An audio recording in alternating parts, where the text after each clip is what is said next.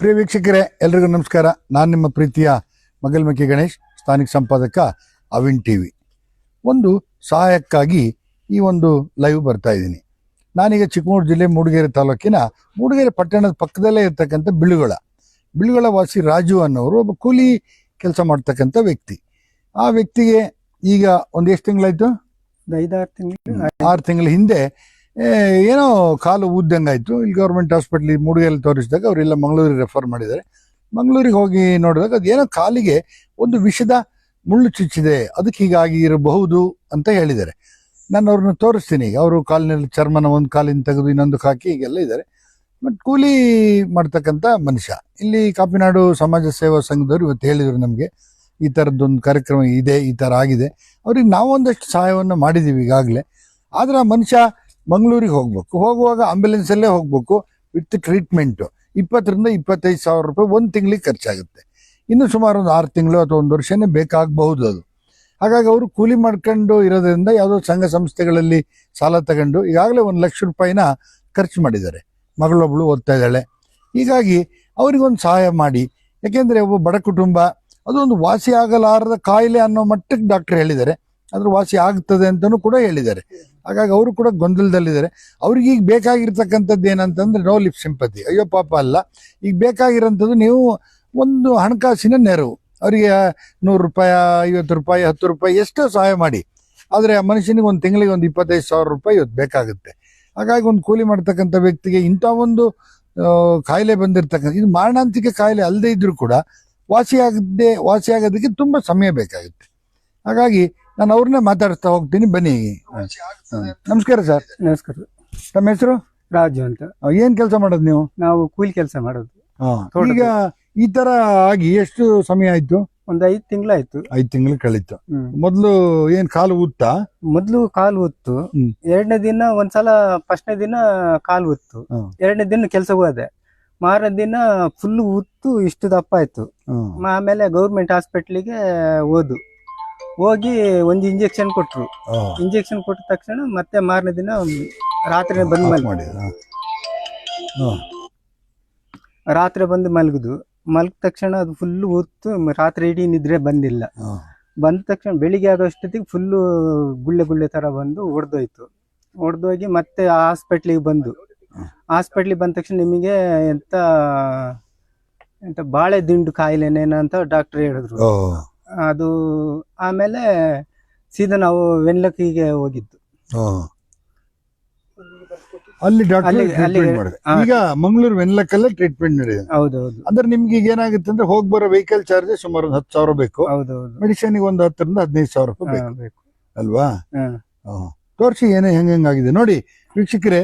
ಈ ತರ ಆಗಿದೆ ಕಾಲಿಗೆ. ಒಂದು ಇವ್ರಿಗೆ ಗೊತ್ತಿಲ್ಲ ಮುಳ್ಳು ಚುಚ್ಚಿದ್ದು ಅಂತೇಳಿ, ಏನೋ ಬಂದು ಮಲಗಿದ್ದಾರೆ. ರಾತ್ರಿ ಕಾಲು ದಪ್ಪ ಆಗಿದೆ.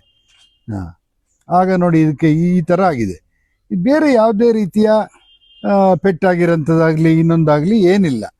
ಚರ್ಮ ರೋಗನೂ ಅಲ್ಲ, ಅದಕ್ಕಿಂತ ದೊಡ್ಡ ರೋಗ. ನೋಡಿ ಕಾಲು ಇವತ್ತು ಊದಿದೆ. ಈಗಾಗಲೇ ಎಡಗಡೆ ಕಾಲು ಕೂಡ ಊದಿದೆ. ಎಡಗಡೆದಂತಂದ್ರೆ ನೋಡಿ ಈ ತೊಡೆ ಚರ್ಮನ ತೆಗೆದು ಇಲ್ಲಿದ ಚರ್ಮನ ತೆಗೆದು ಅಲ್ಲಿಗೆ ಹಾಕಿದ್ದಾರೆ. ಹಾಗಾಗಿ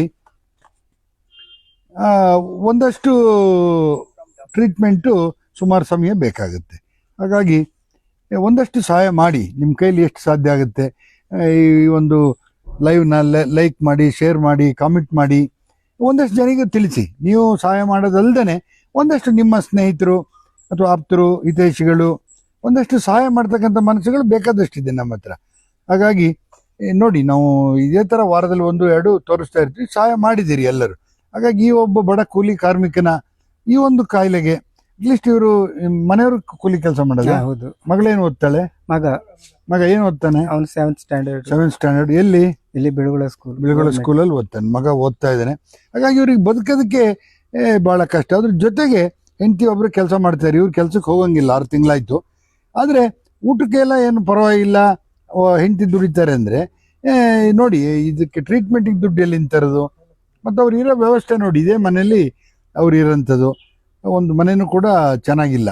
ಹಾಗಾಗಿ ನೋಡಿ ಇಂತಹ ವ್ಯವಸ್ಥೆಯಲ್ಲಿ ಏನು ಕಾಯಿಲೆ, ಹೈ ಟೆಕ್ನಾಲಜಿ ಇರ್ತಕ್ಕಂಥ ಮಂಗಳೂರು ವೆನ್ಲಾಕ್ ಹಾಸ್ಪಿಟಲ್ನಲ್ಲೇ ತೋರಿಸಿದ್ದಾರೆ. ಆದರೂ ಕೂಡ ವಾಸಿ ಆಗ್ತಕ್ಕಂಥದ್ದು ಒಂದಷ್ಟು ದಿವಸ ಬೇಕಷ್ಟೇ. ವಾಸಿ ಆಗುತ್ತೆ ಇದು, ಏನು ಜೀವಕ್ಕೇನು ತೊಂದರೆ ಇಲ್ಲ. ಆದರೆ ಇವರು ಕೂಲಿ ಮಾಡೋಂಗಿಲ್ಲ, ದುಡಿಮೆ ಮಾಡೋಂಥ ಸ್ಥಿತಿನಲ್ಲಿ ಇನ್ನೊಂದು 6 ತಿಂಗಳು 1 ವರ್ಷನೂ ಸಾಧ್ಯ ಇಲ್ಲ. ಇವ್ರಿಗೆ ಬೇರೆ ಏನು ಕಸುಬು ಗೊತ್ತಿಲ್ಲ, ತೋಟದ ಕೆಲಸ ಬಿಟ್ಟರೆ ಬೇರೆ ಏನು ದುಡಿಮೆ ಮಾಡೋಂಥದ್ದು ಬೇರೆ ಏನು ಗೊತ್ತಿಲ್ಲ. ಹಾಗಾಗಿ ನೋಡಿ ವೀಕ್ಷಕರೇ, ಒಂದಷ್ಟು ಸಹಾಯ ಎಷ್ಟು ಸಾಧ್ಯ ನಿಮ್ಮ ಹತ್ರ ಅಷ್ಟು, ಇಷ್ಟೇ ಕೊಡಬೇಕಂತೇನಿಲ್ಲ. ಒಂದಷ್ಟು ಹನಿಗೂಡಿದ್ರೆ ಹಳ್ಳ ಅಂತ ಹೇಳ್ತಾರೆ. ಹಾಗಾಗಿ ನೀವು ಕೂಡ 10 ರೂಪಾಯಿ ಇರ್ಬೋದು, 100 ಇರ್ಬೋದು, 1000 ಇರ್ಬೋದು, ಒಂದಷ್ಟು ಕೊಟ್ಟರೆ ಒಂದು 6 ತಿಂಗಳು ಟ್ರೀಟ್ಮೆಂಟಿಗಾದರೂ ಅನುಕೂಲ ಆಗುತ್ತೆ. ಮತ್ತು ನೀವು ಈ ಲೈವ್ನ ನೋಡಿರ್ತೀರಿ, ಆದಷ್ಟು ಬೇಗ ಹಾಕಿ. ಇದಕ್ಕಾಗಲೇ ಅವರು ಸಮಾಜ ಸೇವಾ ಕಾಪಿನಾಡು ಸಮಾಜ ಸೇವಾ ಸಂಘದವರು ನಮ್ಮ ಜೊತೆ ಇದ್ದಾರೆ. ಇಲ್ಲಿ ಹಸನಾರ್ ಇದ್ದಾರೆ, ರೆಹಮಾನ್ ಅವರು ಇದ್ದಾರೆ. ಅದು ಕಾಪಿನಾಡು ಯಾಕೆ ಅಂತಂದರೆ ಕಾಪಿನಾಡು ಸಮಾಜ ಸೇವಾ ಸಂಘದ್ದೇ ನಂಬರ್ ಕೊಟ್ಟಿದ್ದೀವಿ, ಫೋನ್ಪೇ ಆರ್ ಗೂಗಲ್ ಪೇ. ಆದರೆ ಇವ್ರದ್ದು ಕೊಡೋಣ ಅಂದರೆ ಇವ್ರ ಅಕೌಂಟ್ ನಂಬರ್ ಇದೆ ಹೊರತು ಇವರು ಗೂಗಲ್ ಪೇ ಆಗಲಿ ಫೋನ್ಪೇ ಇಲ್ಲ. ಹೀಗಾಗಿ ಅಕೌಂಟ್ ನಂಬರ್ ಎಲ್ಲ ಕೊಟ್ಟರೆ ಅಲ್ಲಿಗೆ ಹಾಕೋಂಥದ್ದೆಲ್ಲ ಕಷ್ಟ ಆಗುತ್ತೆ ಅನ್ನೋ ದೃಷ್ಟಿಯಿಂದ ಕಾಪಿನಾಡು ಸಮಾಜ ಸೇವಾ ಸಂಘದ ಒಂದು ನಂಬರಿಗೆ ಕೊಟ್ಟಿದ್ವಿ. ಅವರು ಕೂಡ ಪ್ರಾಮಾಣಿಕವಾಗಿ ಸೇವೆಯನ್ನು ಮಾಡ್ತಾ ಇದ್ದಾರೆ. ಈಗಾಗಲೇ ಇವ್ರಿಗೆ ಸ್ವಲ್ಪ ಸಹಾಯವನ್ನು ಕೂಡ ಮಾಡಿದ್ದಾರೆ. ನಾವು ಕೇಳಿದಾಗ ಇಲ್ಲ ನಾವೇ ಸಹಾಯ ಮಾಡ್ತೀವಿ ಅಂದರು. ಬೇಡ, ನೀವು ಎಲ್ಲದಕ್ಕೂ ಸಹಾಯ ಮಾಡ್ತೀರಿ, ನೋಡೋಣ, ಒಂದಷ್ಟು ಜನಗಳನ್ನ ಕೇಳೋಣ, ನಾವು ಯಾರು ಆಸಕ್ತಿ ಇರೋವಂಥವ್ರು ಕೊಡ್ಬೋದು ಅಂತ ಹೇಳಿ ಈ ಒಂದು ಸಂದರ್ಶನ. ನೋಡಿ ನೋಡಿ ವೀಕ್ಷಕರು, ಈ ಥರದ ಕಾಯಿಲೆ ಬಂದರೆ ಏನು ಮಾಡೋದವರು? ನಡೆದಾಡೋಕ್ಕೆ ಕಷ್ಟ, ಮಲಗೋಕ್ಕಾಗಲ್ಲ, ಆ ನೋವಿಗೆ ನಿದ್ದೆ ಬರಲ್ಲಂತೆ. ಈ ಥರದ್ದೆಲ್ಲ ಏನು ಟ್ರೀಟ್ಮೆಂಟಲ್ಲಿ ಅವ್ರು ಇದ್ದರೂ ಕೂಡ ಇವತ್ತು ನಿದ್ದೆ ಬರ್ತಾ ಇಲ್ಲ, ಭಾಳ ಇದು. ಹಾಗಾಗಿ ಒಂದು ಏನು ಹೇಳ್ತೀವಿ, ಒಂದು ಆತ್ಮೀಯತೆ, ಒಂದು ಪ್ರೀತಿ, ಗೌರವ ಇರ್ತಕ್ಕಂಥ ನಮ್ಮ ಲೈವ್ ನೋಡ್ತಕ್ಕಂಥ ಎಲ್ಲ ಸ್ನೇಹಿತರು ಕೂಡ ಎಲ್ಲರೂ ಎಷ್ಟಾಗುತ್ತೆ ನಿಮ್ಮಲ್ಲೇ ಅಷ್ಟು ಹಣನ ಕಾಪಿನಾಡು ಸಮಾಜ ಸೇವಾ ಸಂಘದ ಅಕೌಂಟ್ ನಂಬರ್ ಕೊಟ್ಟಿದ್ದೀವಿ ಈಗಾಗಲೇ. ಫೋನ್ಪೇ ಗೂಗಲ್ ಪೇ ಎರಡೂ ಇದೆ. ಅದಕ್ಕೆ ನೀವು ಎಷ್ಟೇ ರೂಪಾಯಿ ಹಾಕಿ, 10 ರೂಪಾಯಿ ಹಾಕಿ, ಅದು ಎಲ್ಲೂ ಕೂಡ 1 ರೂಪಾಯಿ ಕೂಡ ಅದು ಮಿಸ್ ಆಗಲ್ಲ. ಭಾಳ ಸಮಯ ಬೇಡ, ಒಂದು 15 ದಿವಸ ಒಂದು ಸಮಯ ಕೊಡೋಣ ಅದಕ್ಕೆ. 15 ದಿವಸದೊಳಗಡೆ ಹಾಕಿ. ಯಾಕೆಂದ್ರೆ ಮತ್ತೆ ನಮಗೆ ಇಂಟ್ರೂವ್ ಮಾಡಿದಾಗ ನಾವು ಬೇರೆಯವ್ರನ್ನೂ ಈ ಥರ ಕೇಳ್ತಾ ಇರ್ತೀವಿ ಸಹಾಯಧನ. ಆಗ ನಿಮಗೂ ಕೂಡ ಕನ್ಫ್ಯೂಸ್ ಆಗಬಾರ್ದು, ಅದು ಯಾವುದು ಇದು ಯಾವುದು ಅಂಥೇಳಿ. ಹಾಗಾಗಿ ರಾಜು ಅವರ ಒಂದು ಕುಟುಂಬಕ್ಕೆ ನಾವು ಕೂಡ ಮಾನವೀಯತೆ ಇರ್ತಕ್ಕಂಥ ನಾವು ಕೂಡ ಒಂದು ಕಾಫಿ ಕುಡಿದ್ರೆ 10ರಿಂದ 20 ರೂಪಾಯಿ ಹೋಗುತ್ತೆ. ಅದನ್ನು ಒಂದಷ್ಟು ಯೋಚನೆ ಮಾಡಿ ದಯವಿಟ್ಟು ಸಹಾಯ ಮಾಡಿ. ನೋಡಿ ಅವ್ರ ಮನೆ ಸ್ಥಿತಿ ಎಲ್ಲ ನೋಡಿದಿರಿ.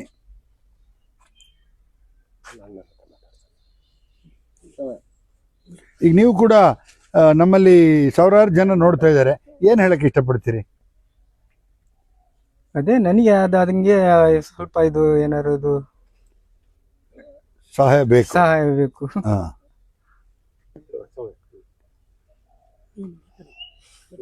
ಓಕೆ ಸರ್, ನಮ್ಮ ಜೊತೆ ನೋಡಿ ಅವರ ಸಹೋದರ ಕೂಡ ಇದ್ದಾರೆ, ಮಾತಾಡ್ತಾರೆ ಅವರು ಕೂಡ. ಇದು ಹೆಂಗಾಯ್ತು, ಏನು, ಅದಕ್ಕೆ ಪರಿಹಾರ ಏನು ಅಂತೇಳಿ.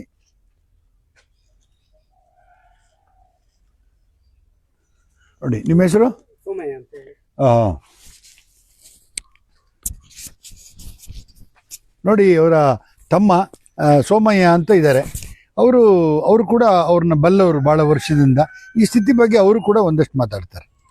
ಅವನಿಗೆ ಈ ಕಾಯಿಲೆ ಶುರುವಾಗಿ ಇದು ಒಂದು 6 ತಿಂಗಳಾಯಿತು.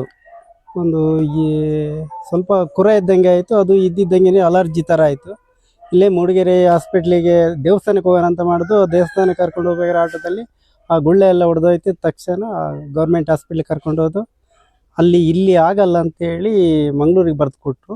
ಮಂಗಳೂರಿಂದ ಈಗ ಒಂದು 3 ತಿಂಗಳ ಮೇಲೆ ಆಯಿತು ಅಲ್ಲಿ ಟ್ರೀಟ್ಮೆಂಟ್ ಆಗಿ. ಈಗ ಡೈಲಿ 15 ದಿನಕ್ಕೊಂದ್ಸಲ ಮಂಗಳೂರಿಗೆ ಹೋಗ್ತಾ ಬರ್ತಿರ್ಬೇಕಾಗುತ್ತೆ. ಆ ಸಮಸ್ಯೆ ಇದೆ ಅವನಿಗೆ, ತುಂಬ ಕಷ್ಟದಲ್ಲಿದ್ದಾನೆ. ನಾವು ಆದಷ್ಟು ಇದು ಮಾಡಿದ್ದೀವಿ, ಇನ್ನು ಸ್ವಲ್ಪ ಸಹಾಯ ಮಾಡಿದ್ರೆ ಭಾರಿ ಒಳ್ಳೆಯದು. ಈಗ ಈ ಲೈವ್ ನೋಡ್ತಾ ಇರೋರನ್ನ ಏನು ಕೇಳೋದಕ್ಕೆ ಇಷ್ಟಪಡ್ತೀರಿ ನೀವು? ಅದೇ ಸ್ವಲ್ಪ ಸಹಾಯ ಮಾಡಲಿ ಅಂತ. ಎಲ್ಲ ಕೂಲಿ ಮಾಡೋದಲ್ಲ, ಹಂಗೆ ಆಗಿ ಆದಷ್ಟು ಖರ್ಚಾಗಿದೆ, 1 ಲಕ್ಷ ಮೇಲೆ ಖರ್ಚಾಗಿದೆ. ಇನ್ನೂ ಬೇಕಾಗುತ್ತೆ ತುಂಬ ಹಣ. ಆವಾಗ ಬಂದು ಹೋಗ್ತಾ ಇರ್ಬೇಕು ಹಾಸ್ಪಿಟ್ಲ್ ಮೆಡಿಸನ್ಗೆ. ಇಷ್ಟು. Okay sir. ಹಾಗಾದರೆ ಈಗ ನಮ್ಮಲ್ಲಿ ಕಾಪಿನಾಡು ಸಮಾಜ ಸೇವಾ ಸಂಘದವರು ಇದ್ದಾರೆ, ನೋಡೋಣ ಅವ್ರನ್ನ ಕೂಡ ಮಾತಾಡ್ಸೋಣ.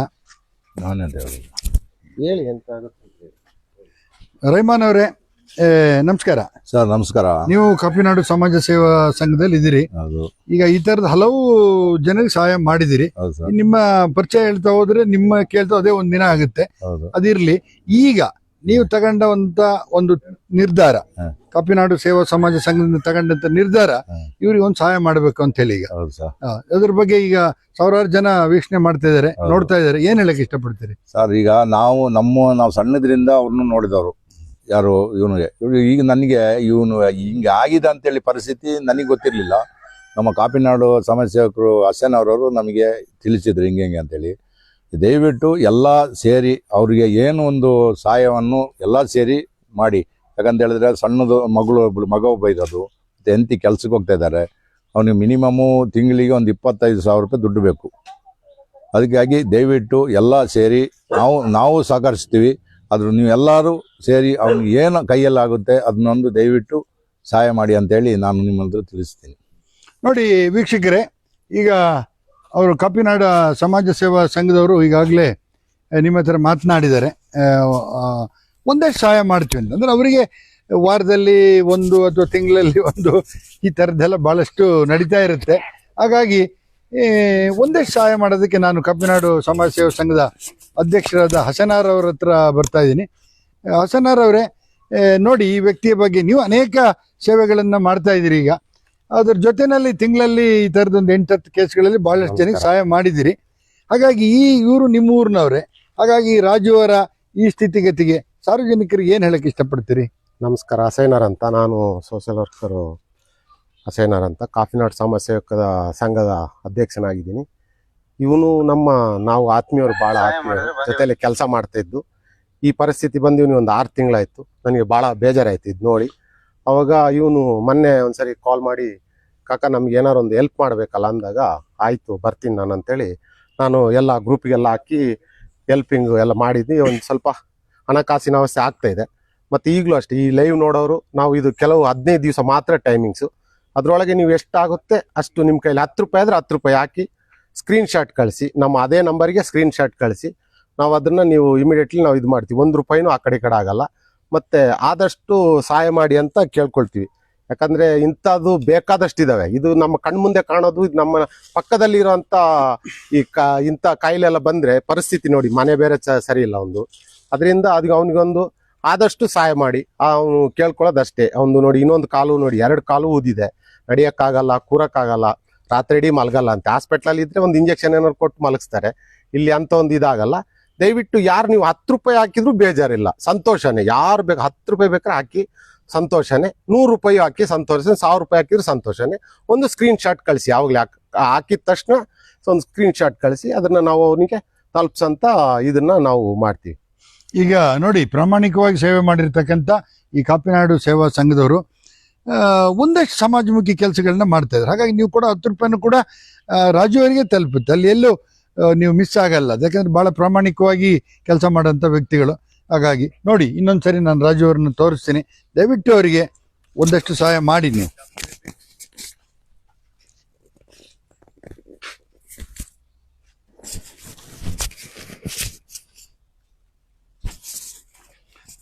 ನೋಡಿ ರಾಜು ಅವರೇ, ಈಗ ನಿಮ್ಮ ವಿಚಾರಗಳನ್ನ ಈಗಾಗಲೇ ನಾವು ಒಂದಷ್ಟು ಜನಕ್ಕೆಲ್ಲ ಹೇಳಿದ್ದೀವಿ. ನಮ್ಮ ಲೈವ್ ನೋಡ್ತಾ ಇರೋರಂಥವ್ರು ನಿಮಗೆ ಸಹಕಾರ ಮಾಡ್ತಾರೆ. ಇದು ಹೆಚ್ಚು ಕಡಿಮೆ ಇನ್ನೊಂದು 5-6 ತಿಂಗಳೊಳಗಡೆ ನಿಮ್ಗೆ ವಾಸಿ ಆಗುತ್ತೆ. ನೀವು ಧೃತಿಗೆಡಬೇಡಿ, ಹೆದರಬೇಡಿ, ಏನೂ ತೊಂದರೆ ಇಲ್ಲ. ಇವತ್ತಿನ ವ್ಯವಸ್ಥೆ, ಮೆಡಿಸಿನ್ ವ್ಯವಸ್ಥೆ ಒಳಗಡೆ ಇದೇನು ತೊಂದರೆ ಇಲ್ಲ, ಆಯ್ತಾ? Okay sir. ಹಾಗಾದ್ರೆ ಇನ್ನೊಂದ್ಸರಿ ಏನಾರು ಹೇಳ್ತೀರಾ ನಮ್ಮ ವೀಕ್ಷಕರಿಗೆ? ಏನಾರು ಹೇಳ್ತೀರಾ? ವೀಕ್ಷಕರಿಗೆ ನನಗೆ ಸಹಾಯ ಮಾಡಕ್ಕೆ ಬಂದವರಿಗೆಲ್ಲರೂ ನಮಸ್ಕಾರಗಳು. ಈಗ ಕಾಪಿನಾಡು ಸಮಾಜ ಸೇವಾ ಸಂಘದ ಅಕೌಂಟಿಗೆ ದುಡ್ಡನ್ನು ಹಾಕ್ತಾರೆ. ಅವರು ಎಷ್ಟು ಬಂದಿದೆ ಅಂತ ಅವ್ರು ನಿಮಗೆ ಪ್ರತಿದಿನ ವಾರದಲ್ಲಿ 1 ದಿನ ಹೇಳ್ತಾರೆ, ಅಷ್ಟು ದುಡ್ಡನ್ನ ಕೊಡ್ತಾರೆ, ಆಯ್ತಾ? ಬಹಳಷ್ಟು ಜನ ಸಹಾಯ ಮಾಡ್ತಾರೆ ನೋಡಿ ಈ ಸ್ಥಿತಿ. Okay sir.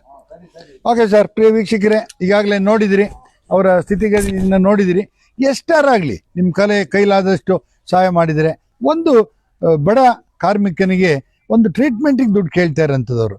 ಹಾಗಾಗಿ ಹೆಂಡತಿನ ನೋಡಿ, ಮನೇಲಿಲ್ಲ, ಕೂಲಿ ಕೆಲ್ಸಕ್ಕೆ ಹೋಗಿದ್ದಾರೆ, ಮಗ ಸ್ಕೂಲಿಗೆ ಹೋಗಿದ್ದಾನೆ. ಹಾಗಾಗಿ ಇವತ್ತಿನ ಖರ್ಚುಗಳೆಲ್ಲ ನಿಮಗೆ ಗೊತ್ತು. ಓಕೆ ವೀಕ್ಷಕರೇ, ಅವಿನ್ ಟಿವಿನ ಲೈಕ್ ಮಾಡಿ, ಶೇರ್ ಮಾಡಿ, ಕಾಮೆಂಟ್ ಮಾಡಿ. ಯಾಕೆ ಶೇರ್ ಮಾಡಿ ಅಂದರೆ, ಈ ವಿಚಾರನ ನೀವು ನೋಡ್ತೀರಿ, ನೀವೇನೋ ದುಡ್ಡು ಹಾಕ್ಬೋದು, ಆದರೆ ಬೇರೆಯವರು ಕೂಡ ಒಂದೆರಡು ಸಹಾಯ ಮಾಡಿಸಿ ಅವ್ರ ಹತ್ರನು ಅಂಥೇಳಿ ಈ ಒಂದು ಲೈವ್ನ ಇಲ್ಲಿಗೆ ಮುಗಿಸ್ತಾ ಇದ್ದೀನಿ. ಹೋಗಿ ಬರ್ತೀನಿ. ಕ್ಯಾಮ್ರಾಮನ್ ಮಂಜು ಜೊತೆ ನಮಸ್ಕಾರ.